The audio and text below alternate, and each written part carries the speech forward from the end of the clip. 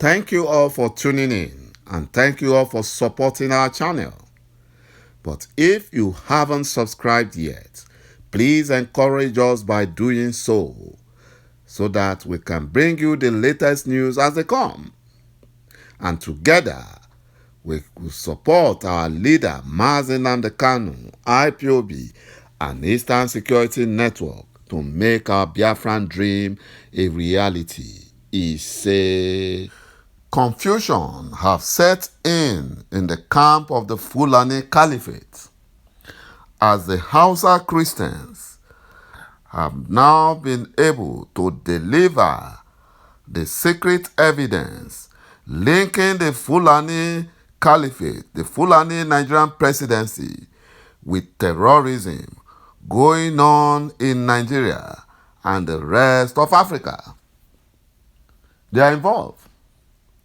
The Catholic Bishop of Sokoto, Bishop Matthew Kukah, who represented the whole of Christian Hausas and other northern minorities during an invitation, a virtual presentation to Tom Lantos Human Rights Commission in Washington, D.C.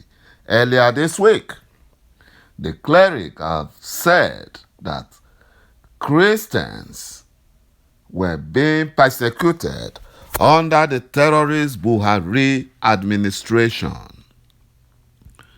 You know, he provided evidences how Christians were being persecuted under the Fulani Nigerian government.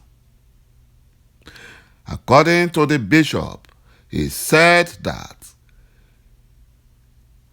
Nigerians are yet to see any tangible move towards tackling insecurity, which, according to him, has a religious undertone because of the Fulani Nigerian government's plan to Islamize Nigeria. That is what is happening. That is the plan of the Fulani Janjaweed. According to the HAUSA bishop, he said that since independence, the question for religious freedom for minorities in northern Nigeria has been an issue of very serious concern. He said that, in fact, because of the nature of the history of the country itself and the fact that the British conquered the Sokoto Caliphate, he said that the feeling among predominant segments of the Muslim population in the north has been a need to insert or assert supremacy of Islamic law, and for many cases, even in the course of Nigerian fraudulent constitutional debate. For example, the killing of Osama bin Laden, the Al-Qaeda terrorist kingpin, made the Fulani Janjaweed terrorists to react by venting out their anger on the destruction of churches and killing of Christians in the north. And the Fulani governors would not allow the church to be rebuilt. They will not. They will not do that.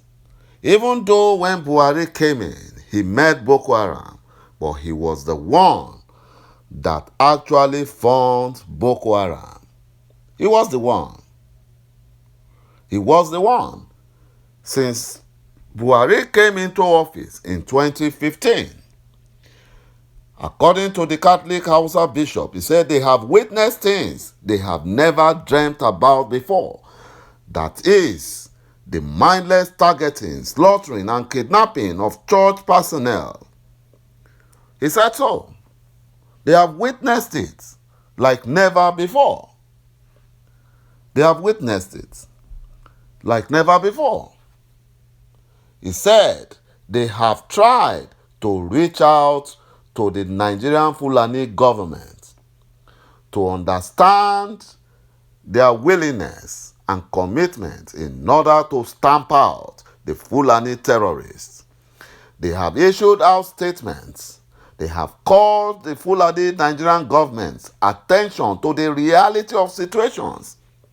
But the Fulani Janjaweed Nigerian government refused to listen to them because those guys, the terrorists, Fulani Janjaweed, are working for the Fulani Nigerian government in order to actualize their Fulanization agendas. Fulani Nigerian government pay more attention to freedom fighters and critics of their bad governance instead of fighting Fulani terrorist bandits. That is what they do. Instead of thanking the HAUSA Bishop Koka, the Fulani presidency attacked him over his recent address to the U.S. Congress about the Fulani Nigerian government involvement in terrorism. They fought him back. They fought him back. That is how they operate. You know, ḵ described the presentation of the bishop as incredibly falsehood. said it was unfortunate and disappointing for citizens of Nigeria to bear witness to one of their churchmen castigating their country in front of representatives of a foreign parliament. The Fulani are not happy that the truth is being told. You know, they are not happy that the truth is being told. ḵ like the devil, quoted two Bible passages. One was from Romans chapter 2, verse 9 to 10. He also quoted another one from Galatians chapter 3, verse 28. But we know all these tricks. We know that the devil also quotes the Bible. He quotes the Bible. And there is no way the Fulani Janjaweed can deceive us. They can't. They cannot deceive us. Even the Zamfara state governor, the Fulani governor, Matawale, he said in Gusau, a state capital that has about 1/5 of the population of Okigwe, that the Fulanis are the problems in the north and the entirety of Nigeria. They are the problems in Nigeria. In the governor's presence, terrorist Fulani bandits killed about 13 police officers in his presence, and nothing happened. Nothing happened. The north is bleeding while the elites are fighting for 2023 presidency. The political and leadership failure represent the fundamental menace that continue to trouble northerners, whose only joy is that one of their own is in charge. It's in charge only for the Fulanis, not for the whole north. They only deceive those other minorities and tell them, oh, it's one north. No, it's for the Fulanis. This is why the Hausa Christians are fighting back. Now is the right time for the oppressed people in the north to hold their leaders responsible for any future attack and their failures. The so-called leaders know the people behind the killings and kidnapping in the north. They know it.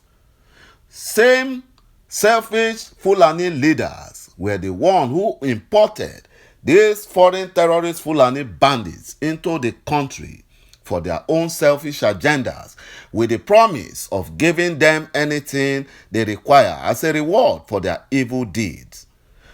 You know, the Fulani North criminalized EndSARS protests, laughably claimed it was an agenda against the North and a plot to overthrow dictator Buhari's regime. Meanwhile, the young people who trooped out in their numbers to protest were victims of police brutality, who had experienced humiliation and harassment from the Nigerian police with no form of justice. Northerners are busy celebrating failures as achievement, applauding politicians because of little drop of honey. Yet, unconcerned about the killings and kidnappings in the north by their kinsmen, the terrorists, Fulani, bandits, and herdsmen. That is it. The terrorists should be given, the treatment that they need. So the question is that the terrorists should not be given soft landing. Government should eliminate them all in line with the oath of office. But will this ever happen under Buhari's regime? Does he have respect for the oath he took before he was sworn in? The answer is no. He will not do that because he's the one responsible for the Fulanization and Islamization agenda. Thank you, my brothers and my sisters, for watching this video. Thank you for supporting our channel, and bye-bye for now.